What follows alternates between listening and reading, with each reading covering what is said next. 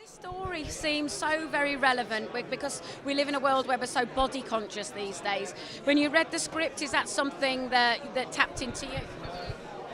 Of course. I mean, in general, everybody in society goes through the same thing. We all see the decay of our body and our minds deteriorate along with everyone else. So it was something that was, very interesting to me to explore this idea of ageism and the decay of oneself and how far you would go to maintain that. And really more for the main character of Kira that Rebecca Forsyth plays, it's more about the beauty for her and how she feels about herself. And for my character who plays the doctor, it's more about longevity for the future in terms of you as, the global population. How can we elongate life and eradicate diseases and things like that? So it's two different points of view coming together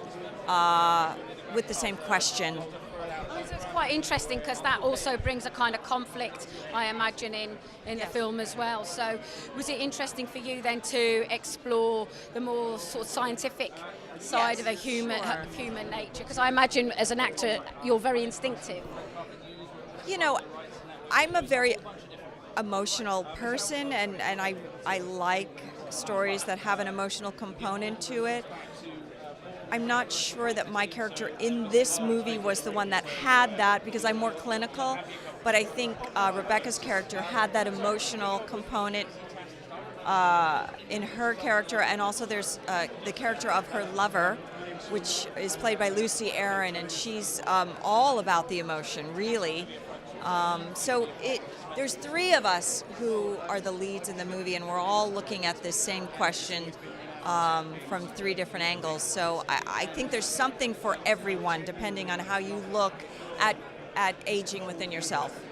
And I would think as well that have you gone on your own kind of journey of research to find out more about where we are now with technology? Of course, yes. I went to the Buck Institute in Marin County, which is close to where I live, and they study aging and decay as it has to do with different diseases and curing diseases. And we're actually, on the brink of this big science that's going to explode fairly soon, that a byproduct of curing cellular degeneration in the body with organs and things like that is going to have a significance in allowing your body to live longer.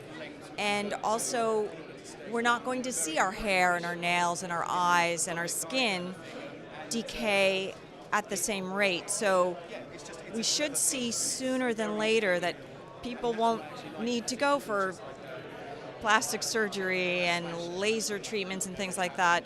I mean, you will have some sort of rejuvenation capabilities in science that will allow you to actually look good and feel good and last longer. Tell us, replace. I mean, it seems such a very sort of current theme. Can you tell us more about the story? So the story is about. I'm sorry. You want me to sum it up, right? Yeah. Okay. This is okay.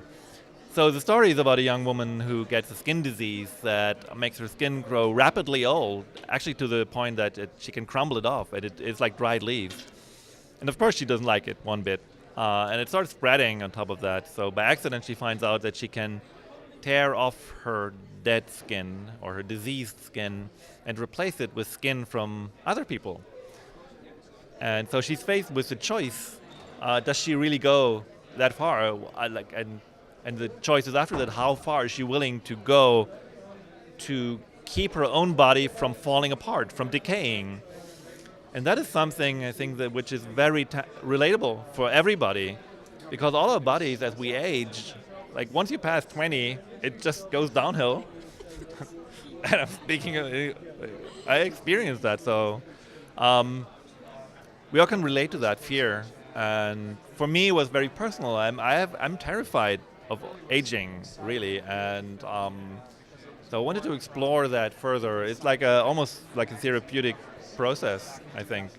And it was interesting because when I was talking to Barbara about it, she went off on her own scientific journey as well, finding out. So as part of your kind of research, did you find more revealing things than you would expect, how advanced we are in technology? Actually, the how far advanced we actually are, that was all Barbara's research that she brought to the project. I talked a lot to scientists about the probability of what we're showing in the film. Like, what would the body actually, what kind of disease or how would your cells have to be like in order for foreign skin to grow on? So we did research into that, and the everything, all the medical terms that are dropped in the movie are actually true.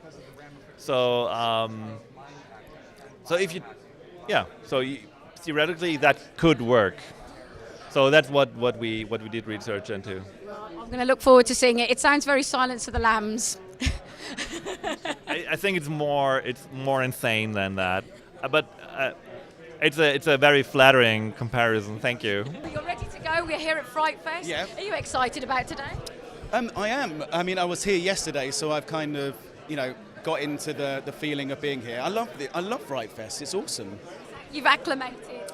Yeah. No, it's, I mean, last night we were out till pretty late. Everyone just went over to the Phoenix, and I know it's lovely. It's a really nice, there's a lovely camaraderie here. There is. It's not always like that in film festivals. Can be quite segregated, but here it's just like everyone moves from place to place. It's lovely. No, it's really good. And tell us about this film as well. What was it about the script when you first read it? Well, it's basically it's not your typical horror. It's got much more of a. It's very Cronenberg-esque. It's very ethereal. It reads very like a very art house type of horror, and I was like, oh, this is moody. This has feeling and all of that kind of stuff. And so it was very different to other horror scripts I've read, where it's kind of more like, it's people go into the house and then they get murdered, kind of thing, or whatever. This has there's a real arc and a real story to it, and also it's very much about the modern day world, about what you would do in order to stay young. What lengths would people go to? Obviously in a slightly dramatic way, but it's very with the times. I was going to say, it seems like a very pertinent story when we're in a world where we're also body conscious, and that's men and women. I don't think anybody's segregated from that now. No, not at all. So a story like this that even kind of exaggerates, I think it brings the story home. No, exactly. I mean, you won't do that, but you might think it. I don't know. But yeah, that's the thing. And anyway, the film, yes, it is a horror, but it's not gratuitous. So it deals with it. Yes, there are creepy moments and moments where you go, ugh, but it's not like, ripping off skin or anything. It's not like that. It's tasteful. Yeah, it is. And with the character that you're playing, when you read the part, what was it about him that you wanted to bring to the big screen? Well, look, this whole thing about male lead, it's a bit of an exaggeration, because I'm in it for about 5 minutes. It was slightly longer, but because without giving anything away, I'm more kind of backstory. I'm like dream world. A lot of that had to be cut down because the film came in longer than it was meant to, and but what attracted me to the script attracted me. It wasn't necessarily the character, it was the script in general. But definitely the thing that jumped out at me most with the character was that in the script I was meant to have 3 sex scenes. Yeah, and the thing about that, it was the question, like when we spoke, I was like, so it's 3, yeah, not 1, 3. And he's like, yeah. I'm like, okay, wicked, brilliant. That's not going to be awkward. Okay, and then after all that, 2 of them get cut, and the one that's left got like cut in half because of time. And I was just like, so I saw it, and I was just like, oh right. I was like, where did all that go? And he's like, yeah, I didn't have the time. And also, there was also a Van Damme butt shot. Do you know, like the Van Damme films, there's always a shot of him getting out of bed and putting on his little Y fronts. I had to do that, apart from no wife runs, just walk out of frame. And he cut that, and I was like, you know, I had a little bet at drama school, and Nikki would probably know about this over there, that same class, that I had a bet with my friends there, it's like all those ridiculous things, like who's going to be a first action figure, or who's going to be in a graphic novel, or whatever. Our one was, who's going to get on screen and do a Van Damme butt shot? And I was like, yeah, and now they can't believe me.